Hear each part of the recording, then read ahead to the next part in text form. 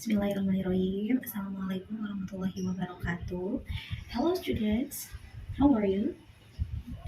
Well, it's been a long time we didn't meet one another in classroom. Ya sudah hampir 3 minggu. Ini adalah minggu ketiga kita tidak bertemu secara langsung di dalam kelas.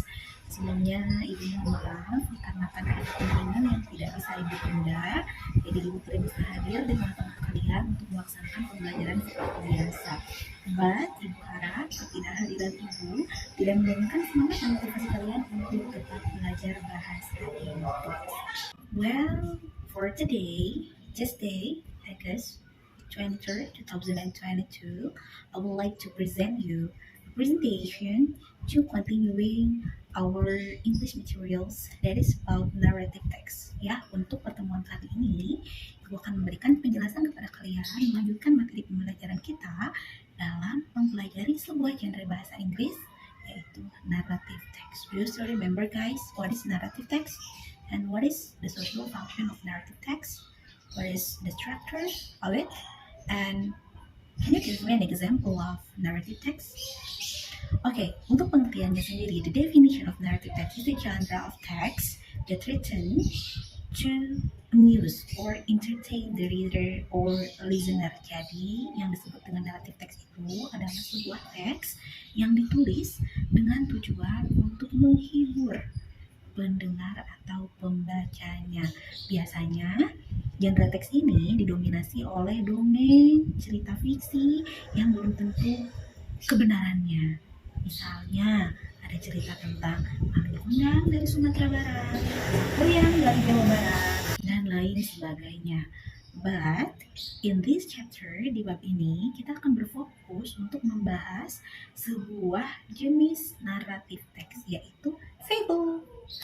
Ya, seperti yang sudah kalian ketahui, fable itu adalah sebuah cerita yang biasanya tokoh dalam cerita tersebut adalah binatang. Contohnya, The Ant and the Dove, cerita antara semut dan burung merpati. Atau contoh lainnya, cerita The Crocodile and the Mouse, cerita tentang buaya dan tikus. Nah, fable ini merupakan salah satu jenis dari teks narasi atau naratif teks yang ditulis dengan tujuan untuk menghibur pembacanya. Biasanya, pembaca dari teks tersebut akan merasa senang dan merasa terhibur ketika membaca cerita tersebut. Jika pembaca atau pendengarnya tidak merasa terhibur, berarti perlu dipertanyakan apakah teks itu merupakan teks naratif atau mungkin teks deskriptif. So, sampai saat ini kalian sudah mengetahui what is the definition and the social function of narrative text. Next, ada apa saja sih unsur yang membentuk sebuah narrative text? Nah, dalam narrative text itu ada beberapa bagian yang menyusunnya. Well, the first part of narrative text is orientation. Nah, biasanya pada bagian orientation ini, penulis mengenalkan atau memberikan gambaran umum tentang cerita apa yang akan dibahas dalam cerita tersebut. Pengenalan tokoh, tempat, dan waktu biasanya ditekankan pada bagian ini. Next, setelah orientation, we can find complication. Dari namanya saja sudah bisa ditebak ya, conflict. Yes, bagian ini biasanya berisi tentang masalah-masalah atau konflik yang mulai muncul dalam cerita. Next, after complication, we can find resolution. Resolution merupakan bagian akhir dari complication. Ketika ada konflik, otomatis penulis akan membuat solusi atas permasalahan yang dihadapi oleh aktor dalam cerita yang mereka tulis. And after resolution, ada bagian terakhir yang tidak boleh dilewatkan, that is reorientation. Reorientation ini merupakan bagian yang cukup penting dalam naratif teks karena selain berisi tentang penekanan ulang dari kesimpulan cerita yang dibuat, pada bagian reorientation ini juga terdapat pesan moral yang bisa diambil oleh pembaca atau pendengar dari cerita tersebut. Nah, sampai sini ada yang mau ditanyain nggak? Kalau misalkan ada yang mau ditanyain, kalian boleh tulis di buku catatan kalian masing-masing, dan nanti kalian fotokan buku catatan kalian kepada ibu.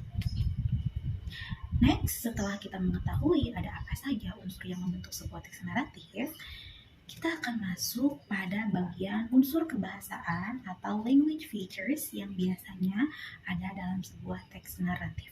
The first is past tense. Nah, biasanya sebuah teks naratif itu menceritakan tentang kejadian-kejadian yang sudah terjadi. Jadi, tidak menceritakan kejadian yang belum terjadi atau kejadian yang terjadi saat ini. Oleh karena itu, tenses atau pola kalimat yang digunakan dalam naratif teks itu adalah past tense. Misalnya, once upon a time, there lived a crocodile and a mouse on a river. Pada suatu hari, tinggallah seekor buaya dan tikus di sebuah sungai. Nah, pada suatu hari itu menceritakan waktu kejadian yang sudah lampau. Seperti itu. The second features of narrative text is using adverb of time atau menggunakan kata keterangan waktu. Biasanya ada banyak sekali kata keterangan waktu yang digunakan dalam teks naratif.